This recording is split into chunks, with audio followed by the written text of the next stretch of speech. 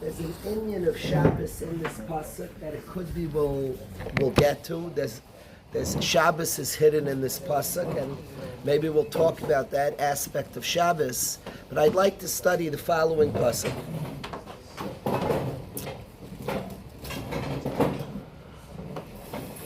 The pasuk says, "Ki sivne bayis chadash." If somebody builds a new house, ki sivne bayis chadash. Somebody builds a new house. V'asisa maka legagecha. For every roof, they have a mitzvah asay daraisa to build a micah, to build a fence. That's an asay, an active command. If you have a high porch in your house, it's over 10 tfachim above the ground.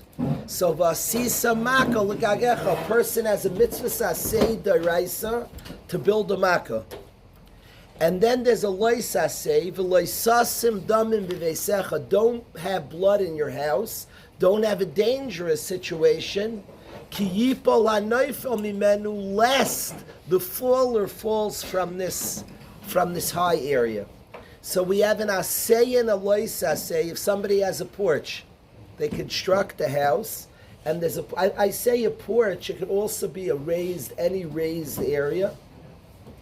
And there's a chiyuv daraisa, nasei vasisa makal gagecha. One must build a fence.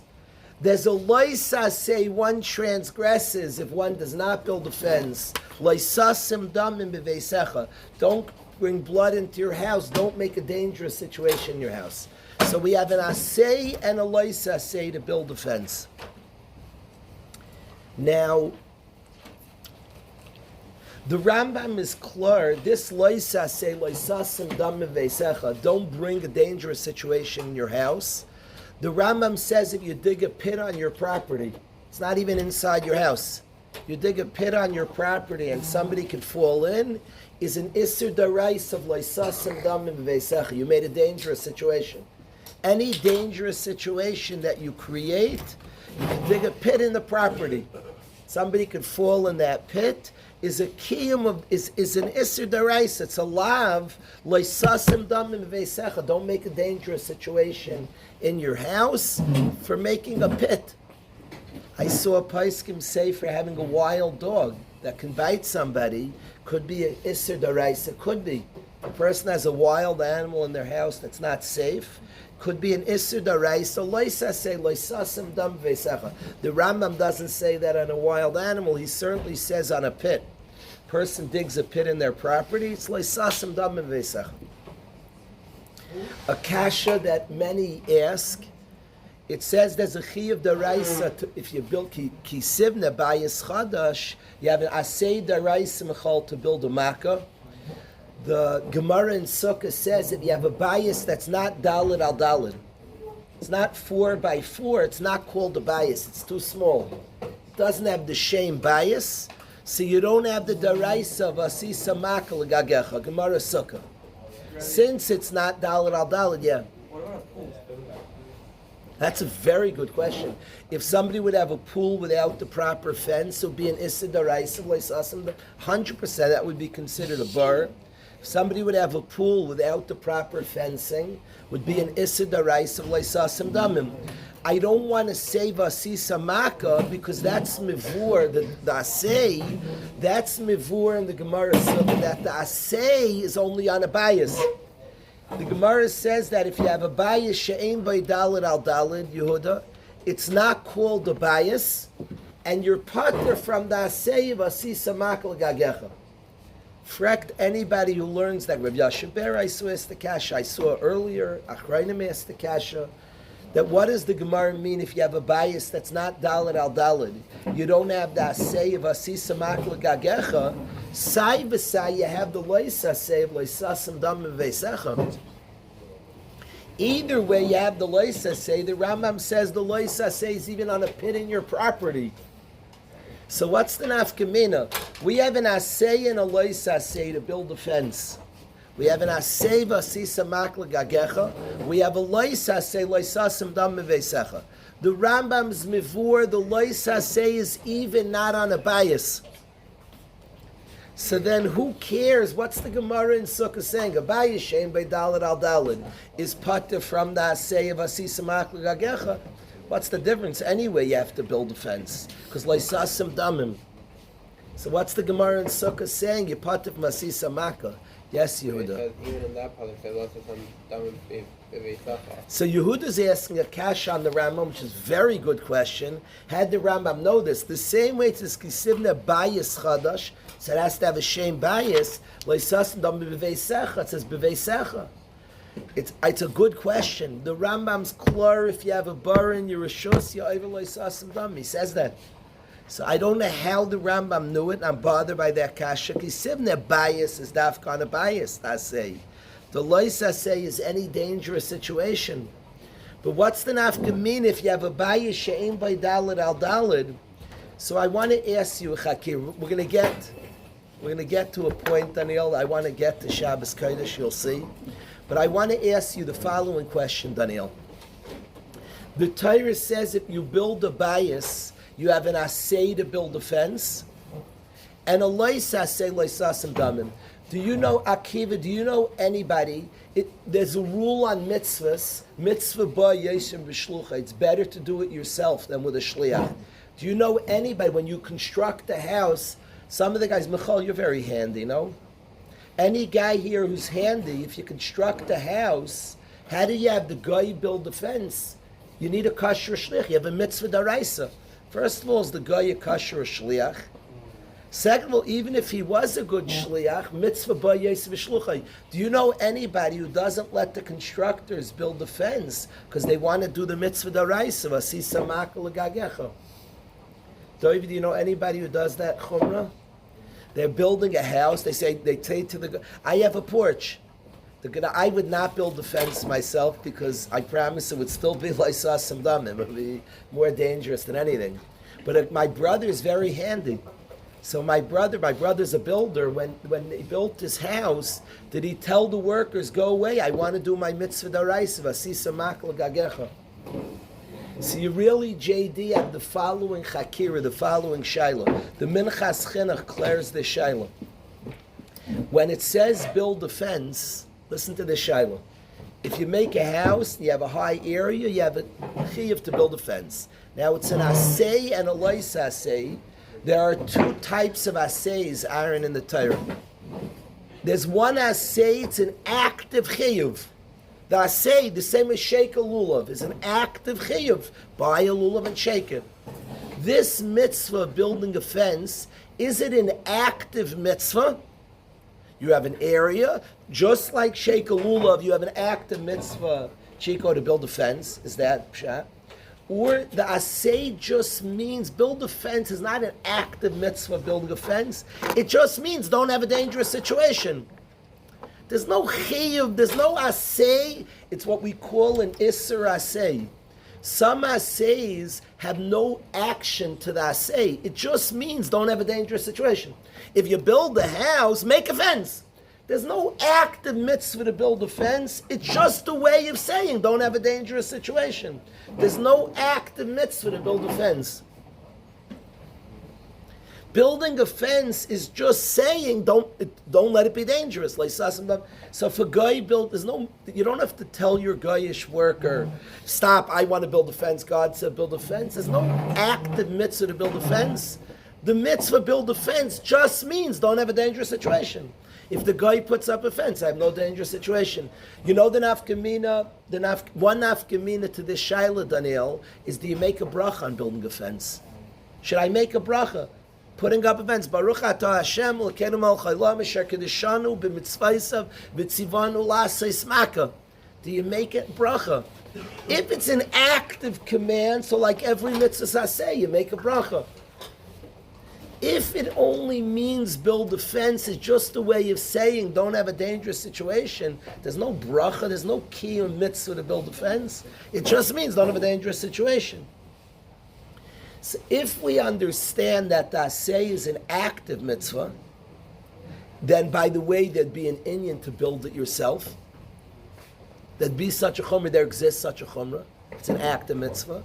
There would also be an inyan to you'd make a bracha also. If it only means don't have a dangerous situation and there's no active mitzvah to build a fence, so then there's no reason to do it yourself. The point is it shouldn't have a dangerous situation. It doesn't matter if the guy builds it or you, and there'd be no bracha. If you learn pshat that there's an active mitzvah to build it, the hainu there's a bracha. The hainu it's better to do it yourself. Then we understand the Gemara Sukkah. The Gemara Sukkah says, "Abayis she'ein by dalad al dalad." There's no asay of asisa makkah. We asked, you'll have to put up a fence anyway because it's dangerous. Who cares? It doesn't have a din bias, but like sasim damim, there'll be an afkamina. You won't have the bracha. You won't have mitzvah by yosim b'shluchay. So that's a shtickle raya from the Gemara that perhaps there's an active mitzvah. A handy guy should build a fence. It could be a shtickle raya from the Gemara. Brachas the Minchas Chinuch clears the shaila from that Gemara brachas could be a raya that there's an active mitzvah. I haven't heard of... Yes, Chico? Where do you build a fence then excavate it when the mitzvah still exists? You build a fence, then take it there? Then you build then you like dig out a pool for it. That would be a good shaila. That's very good. If the fence was already there, if there's an active mitzvah, so it almost looks like mitzvah sfichas kavana, you should take the fence down. It's a great shaila. He wants to know you had a fence up, but a pool's not a good example because it's only on a bias. But you want to know if there was somehow a fence and then you dug and it became over 10 tfachim, should you take the fence and put it back? Right. If it's and that's well brought out, Chico. If asisa makkah is an act, you hear the case? A guy has a porch in his house, but it's not 10 tfachim off the ground. Then they do some digging and it becomes 10 tfachim off the ground, but he already has a fence up, Yehuda. It brings out, if the asay just means, it's not an active mitzvah, it just means don't have a dangerous situation. I don't have a dangerous situation, I have a fence. If there was an active mitzvah, sisamaka, so maybe you should take it off and put it back up. Well brought out, Chico. So that's a shaila. It's a chakira of the Minchas Chinuch, a very good shaila on the pashup pshat in this mitzvah sasei darais v'sisamaka l'gagecha. Is there an active command? If there's such an active command, it's shocking more yidden. Don't tell the Goyish worker, I'm putting up the fence myself. It's a mitzvah daraisa. I don't have a shliach do this for me. If it just means don't have a dangerous situation. What? Could be he can't even be a shliach for such a mitzvah. Could be he has no command. He's not a kosher shliach. So you mevatel vasisa makel gagecha. Yeah, you have to find out if you know of anybody who's like machmir to build the fence. They better be a good constructor. Otherwise, leisasam damer chas v'shalom. If they're not good at it, do you know anybody who's makbid? Do you know anybody who ever made a bracha on this mitzvah? Shekadishanu mitzvaysa b'tzivanu lasas maka. Yeah. So if it's an active mitzvah, there's the Minchas Chinuch Shaila. L'chayra, we have a shtickle raya. The Gemara says Abayis shein by dalad al dalad. It's pater from the asay, and the Rambam's mivur, he has the lois asay anyway. So it's got to be that. So what's the difference if you have the lois anyway? The nafkamina is there an active mitzvah to construct? Do you make a bracha? Okay. What I want to get to, it's a beautiful mitzvah to study. This mitzvah of building a makkah, sisa makkah l'gagecha, building a makkah on a person's high area, but I want to get to the next words of the pasuk. And the pasuk says, "Asay, build a makkah. Alois asay, don't make a dangerous situation. Ki yipol hanoifel mimenu, lest the faller falls. Build a fence so the faller shouldn't fall." And Rashi brings Chazal abaded by Yakasha. Chazal abaded by Yakasha, so the faller shouldn't fall. Why do you say the faller? A person shouldn't fall. Why does it say the faller shouldn't fall?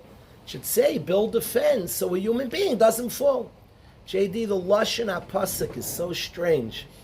It says if you have a high dangerous area, you have an asay and a lois asay that's mechayiv to keep it safe. An asay and a lois asay to keep it safe. Says the pasuk, ki yipol hanoifel mimenu. Ki yipol hanoifel mimenu is in order that the faller, ki is here means lest the faller fall. Yehuda, why call him a faller? lest the human being falls. Why does it say lest the faller falls? Says Rashi, Roy Zelipol, he was supposed to fall. If somebody fell, it was supposed to happen. Hashkachas Hashem.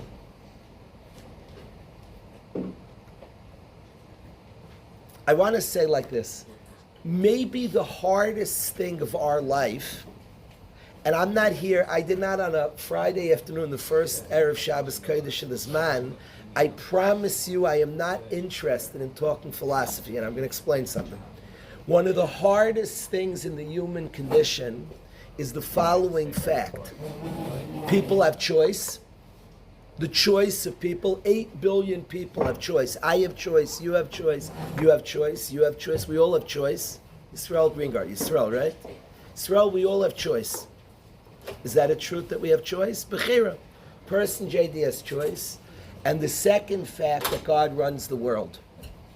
Those facts bump into each other. If 8 billion people have choice, how many people have been hurt by other people's choices? Significantly hurt by people's choices. A dad's anger, some Rebbe's midas rois. People have been hurt by others. And these two things that are truths together, Hashem runs the world and people have choice. It's above our head. They're both truths. I would say maybe the hardest part about Amunah. My Rebbe, the main two things he spoke about, honesty and faith. My Rebbe was a person who was a Maimin Bashem. It was like he was one of the most chilled people I ever met in my life. Things would be difficult. He had a certain concept. Yisrael's father's Rebbe.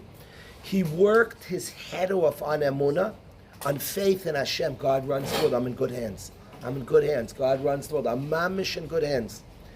I'm in good hands, but there's so many dangerous people, and people have choice. And the hardest place to have emunah is to understand that Hashem runs the world, even when people make bad decisions. Hashem was, nobody could do anything to me without Hashem, without the Rebbeinu Shalom. I'm not coming for the philosophical aspect. And by the way, Hashem's smarter. My brain can't wrap my mind. But they're both truths that I live. They're both truths that I live. That Hashem runs the world and we're in good hands. I want to hear the Torah chose to teach us Hashkachas Hashem. It could have taught us anywhere in the Torah. The guy's worthy of falling. Hashem like shtupped in this parsha. Here it says a guy fell, and the Torah says the faller fell. He was supposed to fall. Why does it say it here? Because there's human error. A guy had the craziest, dangerous. Picture a guy in upstairs and there was no banister. Picture a situation. A guy had a roof and there was no fence. And two people are playing around and a guy falls down and drops dead. Crazy, a stupid person. Maddening, an idiot. An idiot. Just now, one of the chevra was, a girl said no to him. I lose my cool, I can't handle it. Stupid girl, like I was upset. I shouldn't say that, I should admit what I'm just feeling, I was upset. Now I'm not saying on somebody else's sarah, on his sarah she said no. The Rebbeinu Shalom runs the world. And specifically when there's human error, the Torah says, "Ki yipol hanoifel roiz el lipol," hashkachas Hashem. You can't have more human error in the world. Meshugayim. You had a high area without a fence. What did you do? And the Torah Akdosha here says, hashkachas Hashem, roiz el lipol. It was supposed to happen. You're supposed to do a shtadlus. I'm not getting 100%. 1,000% you're supposed to do a shtadlus. I'm talking about a yid living in that space. Hashem runs the world. It's a truth, even with human error. 100% we're supposed to do shtadlus. And I'm not philosophizing these two things. It's difficult. It's above our head. I'm talking how a yid lives. I wanna share something. Bechinas Shabbos Kodesh. It was the day of this man, And I worked like a chaya. The day of this man, it was, Rai Brownson and I were working very, very hard. There was like not a second, there was like intense pressure. And from early in the morning, we had a lot of work we hadn't finished yet. We had made time, the dorms to us matter a lot. A bacher said to me, last year I was thrown. I got very upset at him. You weren't thrown anywhere. Now, I admit we make a lot of mistakes. We're human beings. You don't say those words, I was thrown. We care about 100. I promise there was a lot of thought. We can make the dorms fast. You could say tough luck. Like thinking and negotiating and figuring out. And nobody's thrown anywhere. I said, I was thrown last. Now, could be we put him in a room and we miss cheshbon. That's very possible. You could say I promise you he was lovingly put. Now, it could be he was lovingly put in the wrong room. He wasn't thrown anywhere, I promise. I was there, we do the work. We spend hours and hours trying, and you can't always get it right. And we're human beings with human error. But he wasn't thrown anywhere. The bottom line is, it was the day of the Zman, and we were working our brains out. Like, there wasn't a second, there was no food, no nothing, for hours, for 8 hours, just working. After weeks of preparing, but we had to get in things, we had to finish the dorms and make cheshbonos, and we're working for hours. About 8 hours in, I had worked all day. I told my wife, I'm not ready for this man, I need to enter Shabbos Kodesh. I need to enter, what's Bechina Shabbos? The Bechina of the week, I was in a space of my work, my activity. I was in that space of human activity. And we all were supposed to go there, human activity. But there's something called Shabbos Kodesh, Hashem runs the world. And I needed to get to Shabbos before this man, I needed it. I needed Bechinas Shabbos Kodesh. Hashem always helps out. My son, in the middle of everything, my son Manny called. We were working, we were like, and my son said, I think in Shemaim it's a big day. Chevra's coming to yeshiva. And I needed to hear that, and it helped me step back. I needed Shabbos Kodesh. And I tried for a few minutes to go to the space called Shabbos. To get ready for this man, I had to come to the space of things are bigger than you. And the Rebbeinu Shalom runs the world. Of course there's a shtadlus. Of course there's a space, and we're supposed to do, like Avi correctly said. But there's a space called Shabbos, a truth, 100% truth that Hashem runs the world. A human being does work, does a shtadlus, tries, makes efforts. There's a very beautiful space that we're in good hands.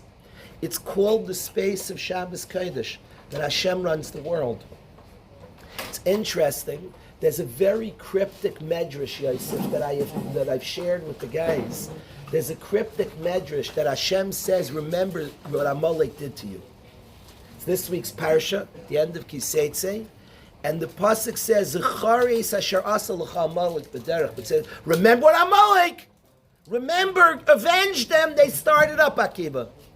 Do you know what the Yidden said to Moshe Rabbeinu when in Parshas Kiseitze? It says, remember what Amalek did. Do you know what the Yidden Chico said back to Moshe Rabbeinu? Shabbos. They said, you told us to remember Shabbos. Huh? Remember 2 things. And Moshe Rabbeinu says back, you're capable of remembering 2 things. Cryptic medrash.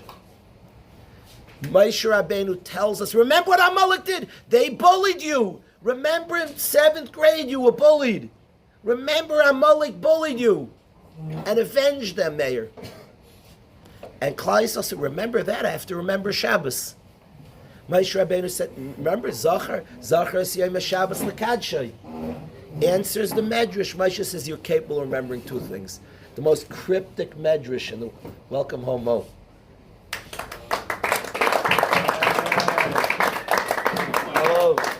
Mo, I'm gonna get back here. We had a Waterbury moment last night. Yiddi and I, this yeshiva is a place that there's space for people. Last night, and it's like pashatas. I'm not saying this patting us on the back. There's like dvarim pshutim. There's like obvious stuff. I'm literally not patting us on the back. I'm stating the obvious, and I'm demanding, not celebrating. We'll celebrate. It's like pashat. One of the chevra last night played a song, and the Kohen like loved it and cheered, but not to pretend. That guy's like liked it, and people hugged him. And he said to me that this is incredible. Nobody's being cynical. There's no like comments. And his father wrote me like a letter text this morning that he can't believe. Like his son's amazed. He was like celebrated. There was like space for a person. Now this is dvarim pshutim. Nobody's like being nice to the guy. In an environment where there's love, because the dorm councils are warm together. So a guy played and people, it's like natural. Nobody was like forcing, hey, be nice. It was like beautiful, it was so nice. You have to have such unhealthiness of no space. I worry in schools, I don't find schools very safe, and there's not space for people to be, to do, to express. I don't have space, I don't make space for him. I can't picture a world the guy plays and people wouldn't like enjoy and like it and like hug it, and it's not like, it wasn't like, there's just, I love this yeshiva, there's space here. It's like so nice, there's space. There's mamish space. A guy could pull out a guitar and play and nobody would be cynical. People like enjoyed. That was like a space moment in the yeshiva, there's space. So welcome home to a world of space. Well, thank you for being back. Back here, so the Medrash says, Moshe Rabbeinu tells us, remember what Amalek did, and Klal Yisrael says, it's like a guy overloaded with homework, but I have to remember Shabbos. Moshe, you're capable of remembering both. Cryptic Medrash. What was Klal Yisrael saying? He says, remember Amalek beat you up. We say we have to remember Shabbos. Isn't that a weird Medrash, Akiva? Remember what Amalek did, but we have to remember Shabbos. The space, Akiva, is, remember what Amalek did is a world of feeling and action. I'm allowed to be angry at somebody who hurt me in 6th grade. That's remember what Amalek did. There is space for my emotion. There is space for action. There is space for a world where somebody hurt me and I'm mad at him. That's to remember what Amalek, 1,000%. The human being is supposed to live and feel and experience. I am mad at what Hamas did. I'm livid. They killed our brothers. They killed Yidden. They kidnapped people. I'm livid at them. Livid. Livid. If I saw one of the perpetrators, I'd want to kill him. Livid. Remember what Amalek did. I live in this world, and there's space for a human being to feel and experience and process. And there's also a world called Shabbos. That day, the Erev, the Zman, I needed both spaces. Rabbi Brownson and I were on this drive, create and do human capacity, and we're supposed to be there. We're supposed to be there, and you're fighting for something. But you also have to make space for Shabbos Kodesh. Remember Shabbos. I so picture the Yid how do we, Moshe, we have to remember Shabbos. It was saying something so deep. He said, be angry at Amalek. What? And they said, Shabbos, Hashem runs the world. He said, you're capable of both. Woo! It's wild to be capable of both. It's very difficult. And we live on these two planes. It's literally the human experience. Remember Shabbos, remember what Amalek did. It's like a daily battle for the human being. I promised the day of this man, I was remembering Amalek. I was doing active work and engaged. And as we're supposed to, but there has to be space. Shabbos, Hashem runs the world. That you have to enter that space also. I needed for this man to begin. I need that space. Of Hashem, the Neshama is coming. We're all just a certain siyata d'shmaya. You'll see one day raising your own family. There's tremendous thought and activity and ideas in each of your children. But you also in a space. Hashem runs the world. He gives siyata d'shmaya, what to say, what not to say, what to do. They're both spaces of truth. And they're contradictory, and it's bigger than us. There's a Rabbi Shalom who's bigger than us. What can I tell you? And we're capable of both spaces. Here you have somebody fell, human error, such a stupid human being. It angers. Stupid. If you hear such a thing, you're so mad at the person. Stupid person. They didn't build a fence. Some Yid, unsuspectingly, he was a 6-year-old kid, was playing, and they had no fence, and he fell off the roof and died. You're livid at the people. And there's a space to say, Roy Zelipel, Hashem runs the world. Hashem runs the world. God's in charge. He runs even with human error and human stupidity. There's a space about Hashem runs the world. That's the space called Shabbos Kodesh, my friends. And the Torah is specifically in the face of human error. When you're so mad it's a person could do that. I have seen youngsters, and I don't tell this to a guy, who are stuck in being hurt by somebody, human error. They're stuck there. They're stuck. And don't say a word to a guy. Don't lecture him. Be stuck with him. But he's stuck somewhere. I was hurt. From all sorts. It could be a big brother. It could be some kid in his class, some older. It could be all different people hurt him, and he's stuck in the place of human error. And here, and specifically here, it says Hashgachas Hashem. Now, don't be a frummy. Don't teach anybody this. They have to work their own relationship to God. This is the deepest secrets of existence. It's the deepest story of us all. Hashem runs the world, and but be upset. Remember what Amalek did, but you're also capable of Shabbos Kodesh, and you're capable, a human being. It's just the soul. We're capable. It's living like crazy bigger than the world. We're capable of living bigger than this world. Hashem runs the world. Things we're supposed to. He's bringing me. Where's the balance? Where's the balance between? We're capable of both. It's a pella. Instead, when you say we're the balance, I would just say, Abby says, but could we? We're capable. And you see on people living this incredible both things.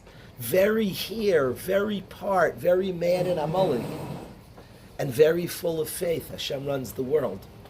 I actually observe in our people, we're out of our minds. If you want to understand Klal Yisrael, it's a pella. I'm listening to mothers of anybody who's been following this Hirsch, this beautiful 23-year-old Yid who was killed a week ago, who's been following his mother, Mrs. Poland, a big person, and she's very articulate and describing her anguish and her angst as her son was in captivity, her anger at Hashem, but her closeness to Hashem, her acceptance, a pella. She's been angry. She thanked Hashem at Hirsch's funeral. I want to thank you for 23. The existence of Hashem's running the world, and he has reasons. From her pain, from her activity, she ran the world, her and her husband, working on the release of their son. She didn't rest for a minute. For 330 days, this lady ran the entire world, a world of ishtadlus, as a person's supposed to, a mama. She ran the world trying to free her son. A world of presentness, a world of pain, a world of angst, a world of reality. And she lives with a tremendous kesher to Hashem, of faith, Hashem's word. Mamish, I experienced, and we're experiencing a people that are shaykh. Remember what Amalek did? Remember Shabbos Kodesh. These are spaces to enter. I love the space called Shabbos Kodesh, a beautiful space. It's interesting that I would go for, that we have in the yeshiva. I'm not promoting it. For about 2 years, Akiva Balzam ran on Shabbos. He ran meditation sessions. I went, Baruch Hashem, I have a lot to do, and I went to the meditation sessions. I liked it personally a lot. What meditating taught me is let go. A sense we're in a world we're supposed to do. We're supposed to do and fix and say and accomplish. We're supposed to do. There's a place also to feel and experience. You're in good hands. Hashem runs the world. Hashem runs the world. Hashem runs the world. Let things be natural. Let things flow. There's that space. Rev Hillel, we're saying over that we were learning the sugya of Makkah. It's a beautiful sugya. We were asking if you know anybody who actively tells the guy, the worker, not to build the fence. You have a mitzvah asay v'asisa Makkah. We were talking about the minchas chinuch shaila. Is it an active asay or only a passive asay? It just means don't have dangerous. There's no active asay. Ravari, do you know anybody who's makbid to build the fence themselves? So I brought a riot to the Minchas Chinuch Shailit and the Nafkamina. If it's an active assay, there's a bracha, mitzvah, mishluchai. If it's passive, so then as long as it's not dangerous. So I brought a riot. The Gemara in Sukkah says, Bayishem v'dalet al dalet's pater from Nasei. Frekt of Yashaber, the Rambam says, Leisasim damim's even not on a bias. So Saivisa, what's the difference in pater from Nasei? Leisa say, if you hold Nasei as an act of mitzvah, that will be the Nafkamina. Shtikol Raya. Okay. The end of the pasuk says, "Ki yipol anoifel mimenu," the fall or fell, teaches us hashgacha. And what we're talking here is hashgacha.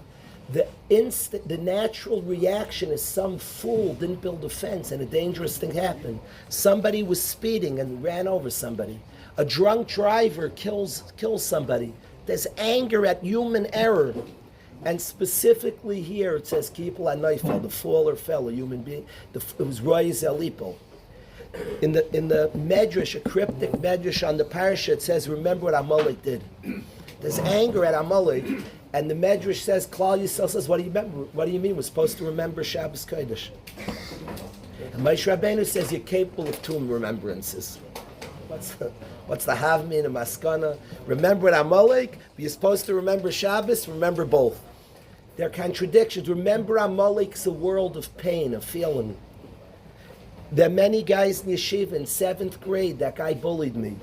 In 6th grade, a teacher disgraced me. And there's tremendous pain, and we're supposed to live in that area.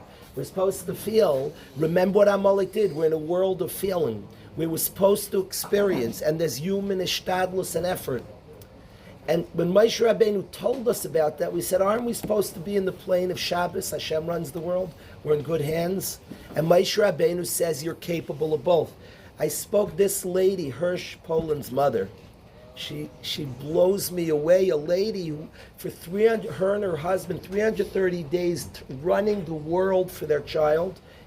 Epic ishtadlus.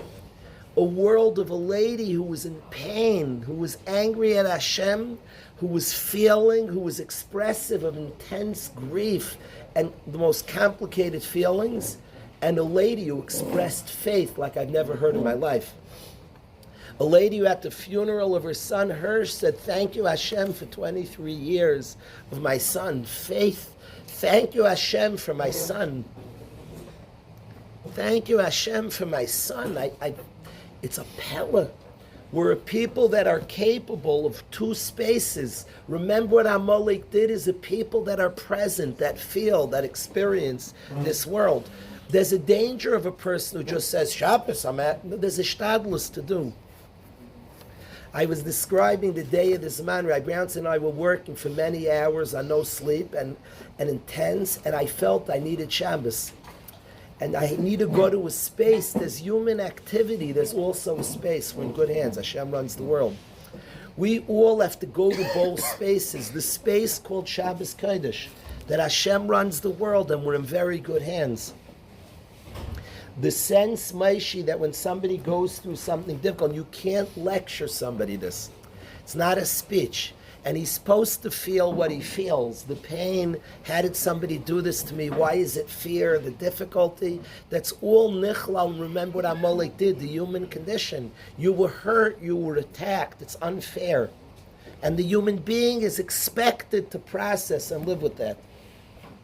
And then there's the space. Hashem runs the world. He's working with me. Amazing space with so much human activity and so much human power, so much human error, and yet we can go to the space. I'm in good hands. Hashem runs the world.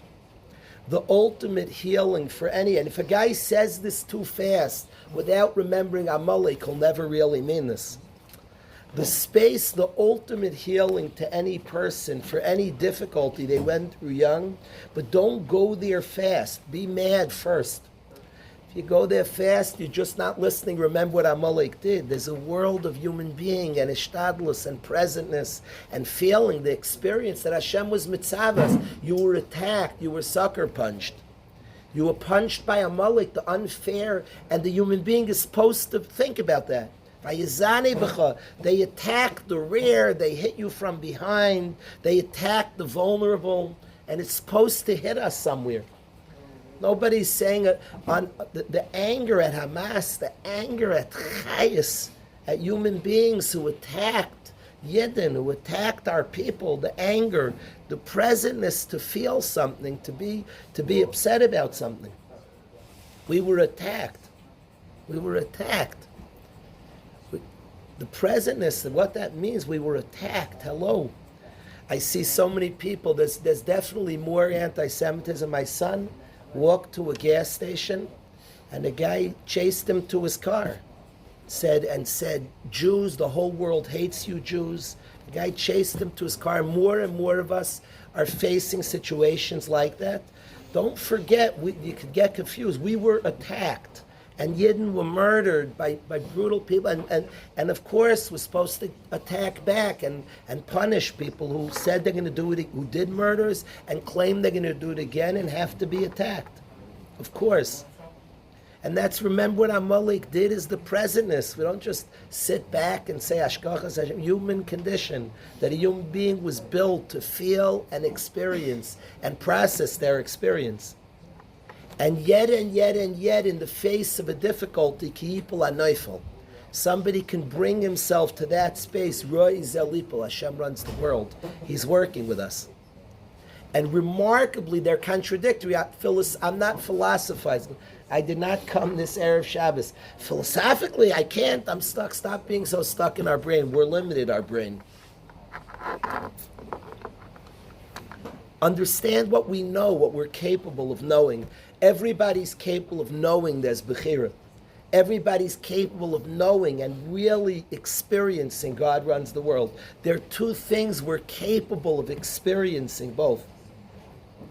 A lot of fives, if you know the Enneagram, fives are big thinkers. You could watch, you could pick out, there are a lot of fives in Durham. Fives don't work in the school system because fives need to be explained everything. Because I said so doesn't work. Five are very cerebral people. You could watch the five think. You see him on the basketball court, he overthinks. He thinks a lot, that's a five. It's part of the scariness of the world. They retreat to the brain. It's an anxiety coping mechanism. They retreat. Fives think. You come to the world, they're safe up here. They like understanding. They love information, random facts. The five are crazy over random facts. Remember, there was a five who was a Rebbe in the room over from me in camp 20 years ago. I remember he was like treating his guys to like cool facts. Everybody's like, look, yeah, but to him, that's like ice cream. The most interesting, bizarre, random facts, and he's like fired up. And the guy's a five, and the five's information and facts is very safe. They love information. Five struggle with, how do you pronounce the word nihilism? Did I pronounce, Yosef, did I pronounce the right? Nihilism? Ask my dad. Nihilism? Five struggle, what?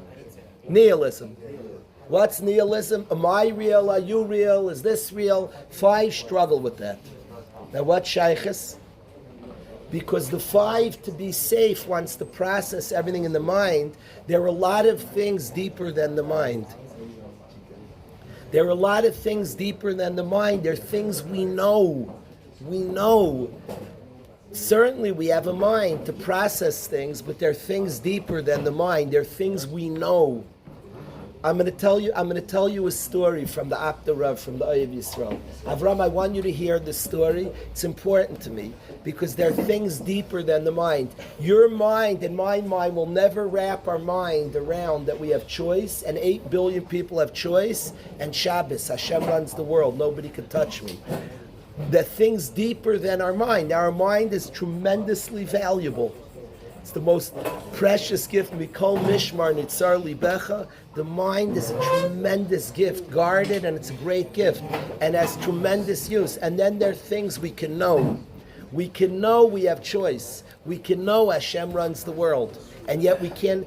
Five struggle with nihilism is because they want to figure out everything in the mind and not be bigger. They don't, and it's a safety mechanism. Some things Hashem's smarter, and you could be comfortable with that and in there. I want to tell you a story with the Apta Rav. Michal, the story is like this. We know there's something called bribery, shayched. Bribery. A judge is judging, somebody slips him. Akiva, listen to this story. A judge is judging a case, and somebody slips him $50 to side with their case, one litigant. So we know shayched yavre nechachamim. Shayched blinds. The Rav was once judging a case, the Oyev Yisrael. He had a din Torah. Two Yidden were fighting over some money, and he was judging it. He's sitting in the room with the two Yidden. You're not allowed to indine mum, and you're not allowed to paskin one person not in front of the other. Guys will come running to a Rebbe in yeshiva complaining, a guy took my food. La halacha, you're not allowed to paskin one. You have to tell the guy, la halacha, it's asir daraisa. You're not allowed to listen to one. You have to bring both guys. Let me hear the story. You need to hear both guys. You have a right to say their story. So the Rav is sitting with two Yidden, and they're each saying their story, and they're arguing. And he finds himself like wanting to believe one guy more. He calls out that he has this weird bias towards one of the Yidden. He has a bias, and he keeps like bias to one of the Yidden. He leaves the room. It's bothering him. What is that Yid like? What's wrong with me? Why am I favoring? He feels that he's favoring one of them. He starts crying. He goes out of the room, the Rav, the Oyev Yisrael, and he starts crying. And what does the Yid do? He davens to Hashem. I don't know what's wrong with me. I'm like favoring one guy. I feel it. I'm not being fair. He's upset about himself. He starts crying to Hashem. While he's crying, somehow he puts his hand in his pocket and he pulls out the Yid he was favoring, gave him a bribe. He pulled out money. The guy gave him money and wrote a little note on the paper. Joe, Baruch. The guy wrote his name and money. The guy had bribed the Rav, but the Rav didn't know he was bribed.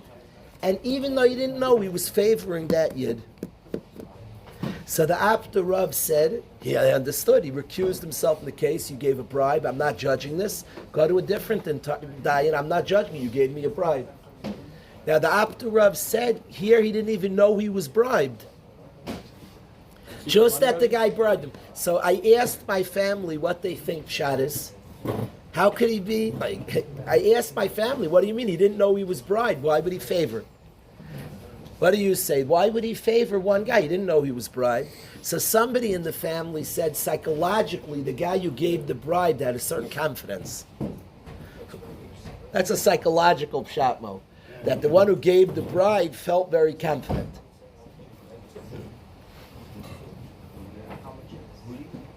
My new daughter-in-law said this pshat. She said a good pshat. She said that psychologically there was a confidence. Solid. I want to claim, and the Rav said that it's shoichatz yavrei nechacham v'yisalif divrei tzadikim. He said, how can we call the guy a tzaddik? He accepted bribery. So what do you mean it corrupts divrei tzadikim? Is nishkan tzaddik? He said it's referring to my case. I didn't accept bribery. Even when you're still a tzaddik, it corrupts you. The hainu you don't know. That's the Rav said. So what's pshat? He's a real tzaddik. He's not being cute. The Oyev Yisrael, the Rav is a tzaddik, and he said that he got bribed and it affected him, even though he didn't know Akiva. What's that? If you know you're bribed, of course it's bias. What do you say, Abraham? He got a bribe, he didn't know he got a bribe, and he said he was still... So the psychological pshat, ganz stark. The person was more confident. I say the pshat is that his neshama felt a gift from another... Our neshamas know many things we don't know. It's special like that. The neshama knows many things. It's a Gemara in Megillah, Iyu loy chazi mazli chazi. The neshama knows many things. It's dvarim pshutim like that. I have this, Reb Nachman says to trust your gut. I told the Chaver the story. I was speaking here, Shabbos Shuvah, and in the middle of the speech, I get this like sense that I have to quote an old friend of mine. He's a Rebbe somewhere, and I get the sense that I have to quote him. It had no shaykhs to the speech, and it was on something he once told me, and I don't like name dropping. I don't like, I'm friends with him. So I just get the sense, and we were in yeshiva, Shabbos Shuvah, and I get the sense in the middle of the speech, I have to quote him. Reb Nachman says, trust your senses, that things we know deeper than our minds. So I'm into that. So you get the sense. I quote him. So I said, like in the middle of the speech, I want to quote a friend of mine. I said his name, and I quoted a little zach from him. The next morning, I missed 5 calls, a whole bunch of calls from him. I call him back. He never calls. We're not in touch. We were together summers, years before. He says to me, and it turned out it was an hour before I spoke, that I want to make sure he spoke in his yeshiva. And he said, I quoted something from you. And he says, I want to make sure I quoted it accurately. So I'm just making sure I quote it accurately. An hour before he quoted. It's dvarim pshutim that my neshama felt gratitude. He said, it's a schus. Somebody quoted a dvar Torah and quoted. So my neshama felt akar satayv. So I wanted to quote him. It's pashut like that. And that's obvious to me that our neshamas know many things. The Apta Rav meant, and it's pashut, his neshama knew. Somebody told me neshama felt the bride, neshama's holy. Neshama felt love from another yid. It's pashut, a yid gave him a gift. His neshama felt good. The neshama knows many things. What? It's not a genuine gift. Yidden like Yidden. I know the whole way bribe works is you're getting to that space of Ava. Now you shouldn't tap into that. His neshama taka felt loved. Somebody gave him. So then of course, it affected how we would see things. And neshama felt a certain kirva to a yid. Wow. It's pashut like that. Our neshamas know things. I'll give you another example, Binyamin. You'll watch tonight. I challenge any sociologist to study the yeshiva Friday night. Waterbury is a very good place to study because it's organic. See, an environment that's contrived, that people, you sit here, you say this, you can't study much because there's not such natural behavior. Friday night in yeshivas of energy in yeshiva, it's like wild. It starts here, there's like a buzz. We all saw each other 5 minutes ago. There's a buzz in the shul. There's a certain friendliness and care. It's like you go to the dining room, there's like a buzz. We've been in the dining room all week. You could watch it tonight and you'll just observe it. It's like an energy. What is that? What's happening? We're in the dining room. What's happening? Now, it's pashut to me that if you took a class trip and brought people to the Beis HaMikdash and they didn't know where they are, I promise people would act crazy. The neshama would be, oh, the neshama's feeling something. The person doesn't know what they're experiencing. It's dvarim pshutim that when a yid experiences Shabbos, something. We had a guy in yeshiva who went to rehab. He was struggling. The guy knew nothing about Shabbos Kodesh. In the rehab, I promise, in the rehab, they sat down with him. They said, on the weekends, you're crazy. They said all the therapists are observing something happens. They said psychological pshatim, very geshmak pshatim. They said in homes of discord, the worst discord is weekends because everybody's home, so there's more fighting. They said good pshatim. It was a little weird, punta yid. They didn't say this on other people. On Shabbos, he would be crazy. It's pashut that the neshama feels something on Shabbos, but of course, is the guy in touch with it? Does he know about it? A sensitive person. It's dvarim pshutim ad l'ma'id. Shabbos is b'chinas mikdash. There's an awareness of something. Hashem, a person can be aware of important things. If he's not in touch with that, it's just he's freaking. Drink quickly, anxiety, all different things. Something's happening at Shabbos. Shabbos, something's happening. There's a truth called Shabbos Kodesh. A truth called Shabbos, a reality called Shabbos. So there's such a thing, iu la yade, maz la yade. There's some things that the neshama is very, very aware of. The Abda Rav was very aware. His neshama has received an ava. Now I hear both of your kashas. Is that even called love? The answer is somebody gave a gift as an ava there. Now the person only was doing it for manipulative purposes, but neshamas connect, and he gave a gift, and his neshama felt an ava. And then it corrupted his judgment. His guf didn't even know about it. That's pashut, the neshama knows things. Now, why am I saying it? So why am I saying? I'm not trying to create. I like people know awareness that we have in neshama. I think it's important. I think the neshama is aware of things, and I think it's important to know about a soul that a person has because it's true. I actually learned it here. I learned it from the Chevra about my own soul.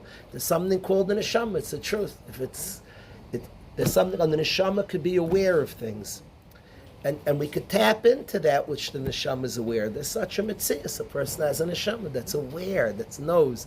Reb Nachman says to trust gut and a sense of things. He means there's a certain awareness a person has, and that means something. A person has a certain thing. It could be to call a certain child. These are dvarim pshutim. I told you on the Shabbos after my Rebbe was attacked by the gunman. Might say Shabbos, right after Shabbos, his father-in-law. He always called his father-in-law Reb Leib Nekritz. That Shabbos, Reb Leib Nekritz called him, said, "Are you okay? You okay?" Okay, there he dreamt the pasuk. Hashem protects, Shomer Hashem is kol oyavav. But there's a Ruach HaKodesh, there's a sense, a person, the Gra says everybody has Ruach HaKodesh. That sense, we have a soul that understands, that knows, that's Dvarim Pshutim.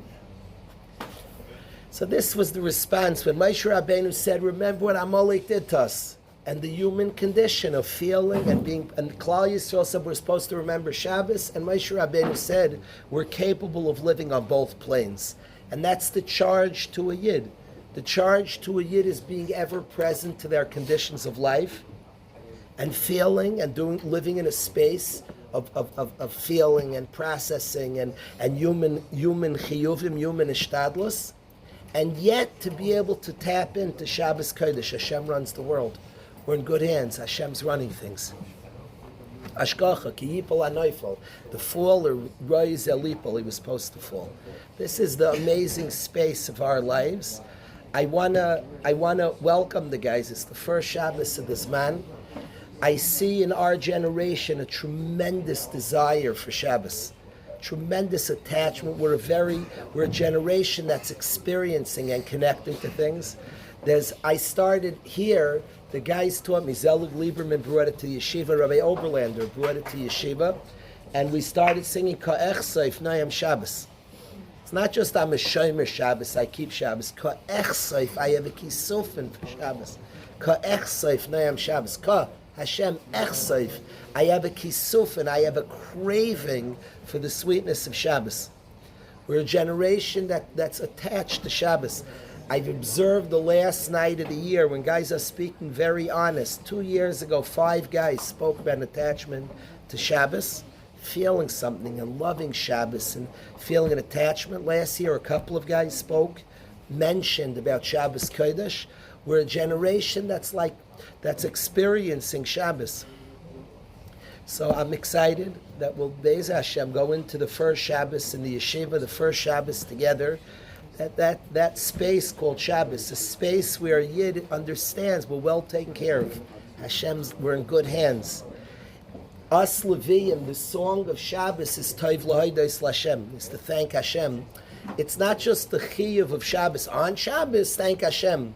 It's actually the space called Shabbos. A Yid feels a sense, Hashem's taking good care of me, I'm in good hands. That's what this possibility of Shabbos is, a Yid to be in a space, I'm in good hands. Hashem's taking care of me, He runs the world.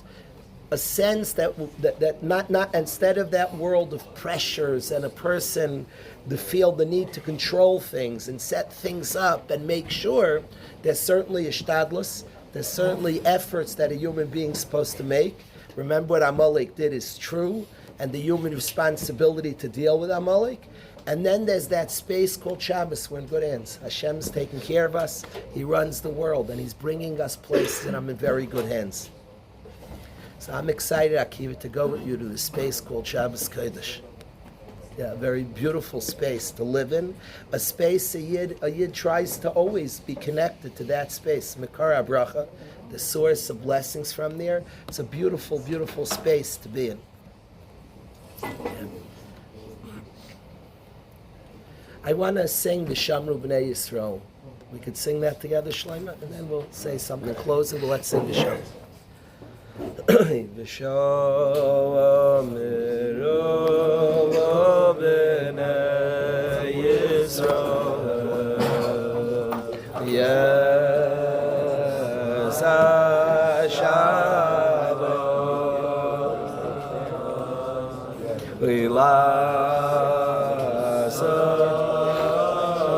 yes, HaShabbat, L'Doyoi Sam Neves Avoy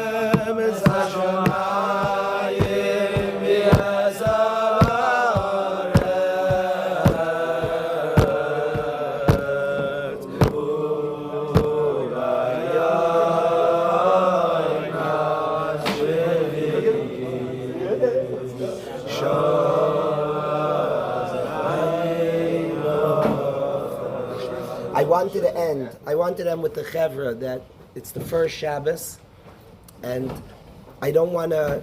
It's not like the goal is never. I want this to be a happy, very happy place.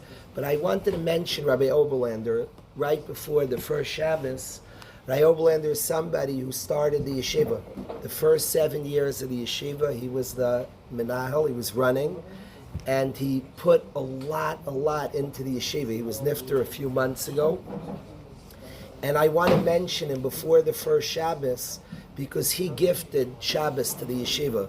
The first 7 years, I was not part of the yeshiva on Shabbos. I have a shul, and for a lot of, I came Shalosh Shudas. I would walk with my children. We would walk, Maishi walked many times 3 miles to yeshiva, and every week we'd walk Shalosh Shudas. But Leil Shabbos and Shabbos day was Ray Oberlander. And he had an einig in his house Friday night. Shabbos by him was huge. He had an einig in his house that was stunning. His own personal, nothing to do with the yeshiva, his attachment to Shabbos was big. He had a very, very big love of the Sefer Nesiva Shalom, the Slonimer, and he loved the Sefer Nesiva Shalom. He always is going back to Shabbos Kodesh. He brought the song Ka'ech Seif to the yeshiva Friday nights. He would sing it. And his whole avoid of Shabbos was like very special. Shabbos in his home was gorgeous. My Maishi and I, my kids, Hudi, we were there, Yaakov, we were there about 15 times. We came to him and spent Shabbos over the years, many times by him and with him to join the yeshiva for Shabbos. But his avoid of Shabbos was sublime. And in his house Friday night, the whole yeshiva would come, almost the whole yeshiva would come through his house on a Friday night. It would end literally 3 in the morning. Guys would pass out on his couches. He was up very early. Shabbos was a very early bird. So it ended 3, 4 in the morning, no exaggeration. I don't know, I don't want to make up a time. If he's up 7 in the morning, he woke up way before it. He loved Shabbos. He'd be up in the morning learning the Siva Shalom. His avoid of Shabbos was sublime, and he handed that to the yeshiva. I want to mention him, Erev the first Shabbos. I want to mention Avram Zechariah Menachem, Rabbi Oberlander, and really mention that he brought Shabbos to the yeshiva. There are hundreds of guys married and with beautiful homes that Shabbos, it's a mark of an alumnus of the yeshiva. I want for guys to have gorgeous Shabbos, is happy and love, and there's just delicious candy in your home on Shabbos. I picture the day, Michal, you have your home and Shabbos is like this delicious, the sweetest cereals in the world. There's ava between husband and wife, family, just beauty. There's happiness. Shabbos is nice. Shabbos is besimcha. It's a space. We're in good hands. The best way to give Shabbos to your kids is play a good Monopoly game. I love in yeshiva, in this space medrash, on Shabbos in the afternoon or night, the guy's sitting here, and that's what he should know about Shabbos. He's good enough. He's wanted. He's loved. That's like the first lesson of Shabbos, is Hashem wants us. Shabbos is a day Hashem calls to us. It's Mikdash. Hashem says to his people, I want you and you want me. We're the closeness of Klal Yisrael to Hashem. The Nesiva Shalom says the pnimius of Shabbos is every yid counts. That's the pnimius of Shabbos. At the end of the year, after enough young guys in yeshiva play enough Monopoly and get enough sushi Friday night, you see the last Friday night of the year, the guys saw what went on in front of the Waterbury dorm. It was the hype and 200 people singing, embracing Shabbos Kodesh. So we start on a journey. There are many guys in yeshiva who already have a taste for Shabbos, and we have guys who don't have a taste. It's a long journey to a taste for Shabbos, to an appreciation for Shabbos. Ray Overlander really started that. There are guys have described to me the beauty of Shabbos in their home. Just the elevation, the warmth, the good feeling that exists. It's interesting. It says, V'shamru b'nei Yisrael Shabbos. The way you're supposed to keep Shabbos is in a manner that's last Shabbos of the Reisam, that causes generations to keep Shabbos. There's a warmth and a love and a chiyus and a happiness that people are in. They want this too. Last Shabbos. So my bracha to us is we should together develop and plug into a Shabbos ourselves in a way that's last Shabbos of the Reisam, that causes generations of Yidden to tap in and appreciate and plug into that space called Shabbos Kodesh. So, Be'ez Hashem, we should have a beautiful Shabbos.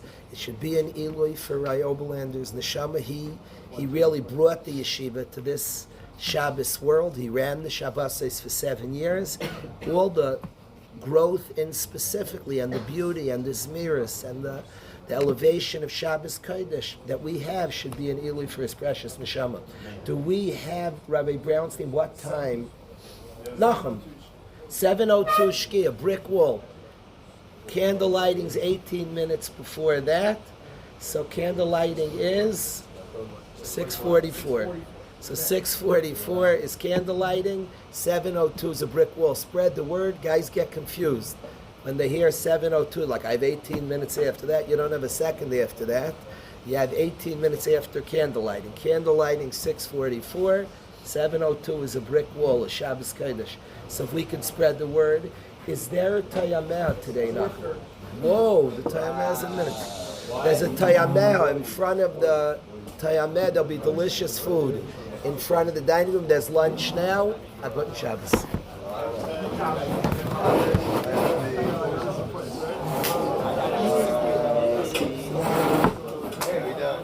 What's going on?